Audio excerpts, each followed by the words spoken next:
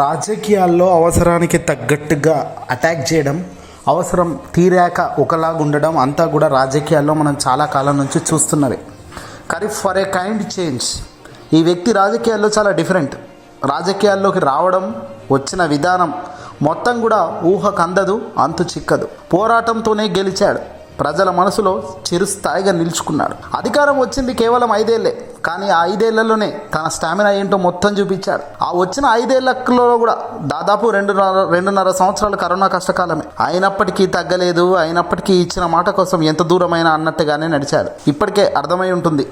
ఆయన పేరే ఆంధ్రప్రదేశ్ మాజీ ముఖ్యమంత్రి వైఎస్ఆర్సీపీ పార్టీ అధినేత జగన్మోహన్ రెడ్డి గారు.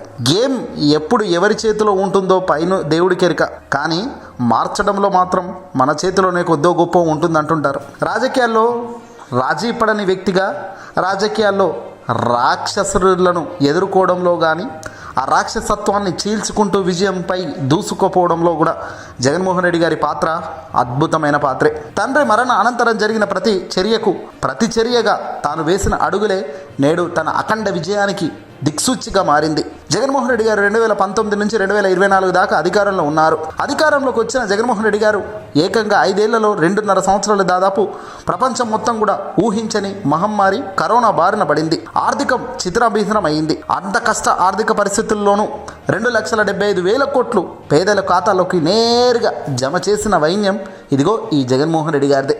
అనుకోని గెలుపు, అనుకోకుండా వచ్చిన గెలుపు కాదు, కష్టపడి పాదయాత్ర చేసి ప్రతి గడప తాకిన తర్వాత వచ్చిన గెలుపు. 151 సీట్లతో ఘన విజయం సాధించిన జగన్ ఆలు పేరకుండా 5 ఏళ్లు కష్టపడి అద్భుత పరిపాలన దిశగా అడుగులు వేశారు. గ్రాఫ్స్ ఏది చూసినా జగన్లో అద్భుతంగానే పైన గ్రాఫ్స్ నిలబడ్డాయి. ఎంత చేసినా ఏం చేసినా చివరికి ముగ్గురు కలిసి ఓడించగలిగారు. ముగ్గురు కలిస్తేనే ఓడించగలిగారు. ముగ్గురు కలిస్తే, ముగ్గురుగా నిలబడగలిగితేనే జగన్కు ఓటమి అనేది గ్రహించిన వీళ్ళు టీడీపీ, జనసేన, బీజేపీ కూటమై జగన్ ఓడించారు. సరే, జగన్ ఓడిపోయాడు, జగన్ పూర్తిగా కొలాప్స్ అయిపోయాడు అనుకున్న వాళ్ళకు కూడా మళ్ళీ రెట్టింపు ఉత్సాహంతో తన ప్రతి దాడిలో, ప్రతి విమర్శలలో ముందుకు లెగుసుకుంటూ పోతున్నారు. తాజాగా ఢిల్లీ వేదికగా జగన్మోహన్ రెడ్డి గారు పూర్తిగా తన గేమ్ను మొత్తం మార్చేస్తున్నారు. గతానికి ఇప్పటికీ ఉన్న పూర్తి తేడాను చూపిస్తూ కేంద్రంలో ఉన్న మోదీ సర్కార్ పైన తన మనసులో ఏదుంటే అది కుండబద్దలు కొడుతూ వస్తున్నారు. ఒకప్పుడు జగన్మోహన్ రెడ్డి గారు మొదటి నుంచి కూడా కేంద్రంలో ఏ పార్టీ ఉన్నదన్నది పాయింటే కాదు, రాష్ట్రంలో మా ప్రత్యర్థి మాత్రం టీడీపీయే, చంద్రబాబు నాయుడే అనేది చాలా వరకు బల్లగుద్దే చెప్పారు. అందులో భాగంగానే తాను అడుగులు రాజకీయంగా వేసింది మొత్తం కూడా ధీటుగా చంద్రబాబుకే, ప్రతిదీ సమాధానం చంద్రబాబుకే. చంద్రబాబు రాజకీయంలో దాదాపుగా 2 సార్లు కొత్త రాష్ట్రంగా ఏర్పడిన తర్వాత కూడా 2 సార్లు ముఖ్యమంత్రిగా ఉన్నారు. ప్రస్తుతం ఇప్పుడు ఉన్నదే ఆయనే. 2014 నుంచి 2019 దాకా కూడా ఉన్నది ఆయనే. కాబట్టి ఇప్పుడు చంద్రబాబు, జగన్ మధ్యనే యుద్ధం సాగుతోంది. మధ్యలో వచ్చే ఎలాంటి ఓటు బ్యాంకు లేని ఏ పార్టీల వైపు కూడా జగన్మోహన్ రెడ్డి గారు అనవసరంగా దాడి చెయ్యరు, అనవసరమైన మాటలు కూడా వాళ్ళపై మాట్లాడు. అవసరమైన ప్రతిసారి ఢిల్లీ పెద్దలకు, కేంద్ర పెద్దలకు అండగానే ఉంటున్నారు. ఎప్పుడు ఏదైనా కేంద్రానికి పాజిటివ్ ఉండాల్సిన చోట డెఫినెట్గా తన పాజిటివ్ సైడే నిలబడుతున్నాడు. కేంద్రం వైపు నెగిటివ్లో ఉండాల్సిన అవసరం ఉన్నప్పుడు ఖచ్చితంగా కుండబద్దలు కొడుతూ తప్పును తప్పు అంటూ ఎత్తి చూపడంలో కూడా జగన్ ముందు వరుసలో ఉన్నారు. అయితే ఈసారి జగన్మోహన్ రెడ్డి గారు వ్యూహాత్మకంగా అడుగులు వేస్తున్నారు. ప్రస్తుతం దేశ ప్రధాని నరేంద్ర మోదీ గారికి జగన్మోహన్ రెడ్డి గారు ప్రశంసలు కురిపించారు. మోదీ గారు మీకు అభినందనలు సార్ అంటూ ట్విట్టర్ వేదికగా ట్వీట్ చేయడం ఇప్పుడు సంచలనమవుతుంది. ప్రధానిగా మోదీ ఏకంగా 8,931 రోజులు పూర్తి చేసుకోవడం ఒక్కసారిగా హర్షం వ్యక్తం చేశారు జగన్మోహన్ రెడ్డి గారు. ఈ మేరకు జగన్మోహన్ రెడ్డి గారు సోమవారం ట్విట్టర్ వేదికగా ట్వీట్ చేశారు. ఆ ట్వీట్లో ప్రజాసేవలో అంకిత భావంతో పనిచేసే మీరు ఒక చారిత్రాత్మక ఘట్టాన్ని, మైలురాయిని దాటారు సార్ అంటూ జగన్ కొనియాడారు. ఇది పెద్ద పట్టుదలతో ఉన్న సంకల్పానికి నిదర్శనమైన వ్యక్తిగా మీరు నిలబడతారు చరిత్రలో. దేశ సేవలో ప్రధానికి శక్తి, మంచి ఆరోగ్యం కలగాలని ఆకాంక్షిస్తున్నాను అంటూ కూడా జగన్మోహన్ రెడ్డి గారు ఇక్కడ పేర్కొన్నారు. దేశ ప్రధాని పట్ల తనకున్న రెస్పెక్ట్ను ఇక్కడే పూర్తి స్థాయిలో 100% చూపించేశారు జగన్.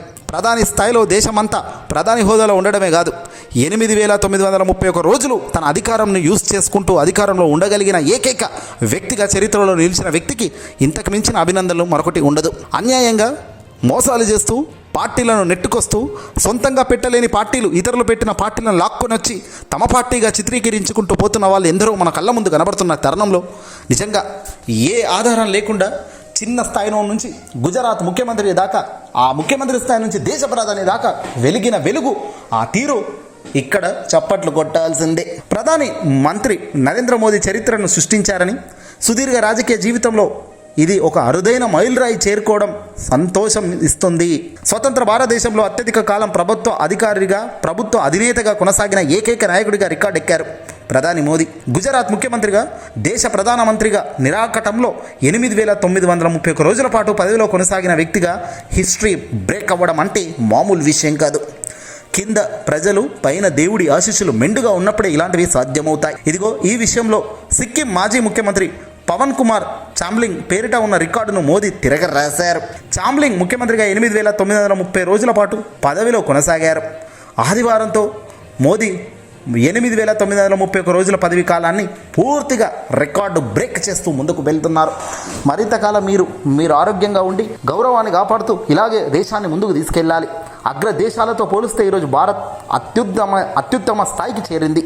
మోదీ ప్రక్షాళనలు చాలా వరకు దేశాన్ని పై స్థాయిలో నిలబెట్టింది. దాదాపుగా వరుసగా 3 సార్లు ప్రధాని అవ్వడం అంటే నిజంగా అది ఎంతో అదృష్టంతో పాటు ప్రజల విశ్వాసంపై కూడా ఆధారపడి ఉన్న నమ్మకం. ఇలాంటి విజయాలు వచ్చినప్పుడు ఇలాంటివి ఖచ్చితంగా ప్రోత్సహించాలి, అభినందించాలి. ఇక్కడ జగన్మోహన్ రెడ్డి గారు ఎప్పుడు వెనకడుగు వేయరు. మన పార్టీ వాళ్ళు కాదు కదా, పక్క పార్టీ వాళ్ళు కదా, మనల్ని ఇబ్బంది పెట్టిన వాళ్ళు కదా, మన ఓటమికి గల కారణంలో వీళ్ళు కూడా, ఈ పార్టీ వాళ్ళు కూడా, కేంద్రంలో ఉన్న వాళ్ళు కూడా భాగమే కదా అని ఎప్పుడు జగన్ అనుకోవడం లేదు. ఎందుకంటే ఇక్కడున్న పవన్ కళ్యాణ్, ఇక్కడున్న చంద్రబాబు వెరసి చేసిన రాజకీయ ముఖచిత్రంలో భాగంగా కూటమి అక్కడ కలవాల్సి వచ్చింది తప్ప కూటమికి అసలు చంద్రబాబుతో జతకట్టాలని అస్సలు అనుకోలేదు. పవన్ మధ్యవర్తిగా, మీడియేటర్గా ఉండి ఈ ముగ్గురిని జతకట్టడంలో కీలక పాత్ర పోషించారు. పవన్ పాత్రలు ఎప్పుడు కూడా ఇరికించుకున్నట్టే ఉంటాయి. సినిమాలు చూసినా ఎక్కడో అక్కడక్కడ ఇరుక్కున్నట్లే ఉంటుంది. ఇదిగో ఈ నిజ జీవితంలో కూడా పవన్ కళ్యాణ్ ఇరుక్కున్నట్లే కనబడుతున్నారు. స్వతహాగా తాను ఏదైనా గొప్పగా తాను అనుకున్న పని తాను చేసి చరిత్ర తిరగరాసిన రోజే పవన్కు రాదు అన్నది క్లియర్గా అర్థమవుతుంది. ఆ స్థాయి దాకా పోవాలి అంటే పవన్ చాలా కష్టపడాలి. పవన్కు ప్రజల అభిమాన క్రేజ్ అయితే మెండుగా ఉంది, కానీ దాన్ని యూటిలైజ్ చేసుకోవడంలో, దాన్ని పక్కా లైన్ పట్టుకొని పోవడంలో ఎప్పుడు పవన్ ఫెయిల్ అవుతున్నారు. 2 కాళ్ళ ధోరణితో పవన్ కళ్యాణ్ అడుగులు వేస్తున్నారే తప్ప తన రాజకీయ ముఖ చిత్రంలో మాత్రం పెద్ద పాత్ర పోషించే పరిస్థితి కనబడడం లేదు. పొత్తులోకి పోయి అదృష్టవశాత్తు డిప్యూటీ సీఎం అయ్యారేమో కానీ ఇప్పుడు ప్రూవ్ చేసుకోలేకపోతే భవిష్యత్తులో పవన్పై నమ్మకం పెరగడం కష్టమే. చంద్రబాబు అంటారు 40 ఏళ్ల సుదీర్ఘ రాజకీయ చరిత్రగా అనుభవం ఉన్న వ్యక్తిగా ఉన్నారే తప్ప పెద్దగా పనికొచ్చే పనులు మాత్రం ఎప్పుడు ఎక్కడ చెయ్యరు. తనకు కావాల్సింది తాను తెచ్చుకుంటాడు అధికారంలో ఉన్నప్పుడు తప్ప తాను ఇవ్వాల్సింది ప్రజలకు మాత్రం మర్చిపోతుంటారు.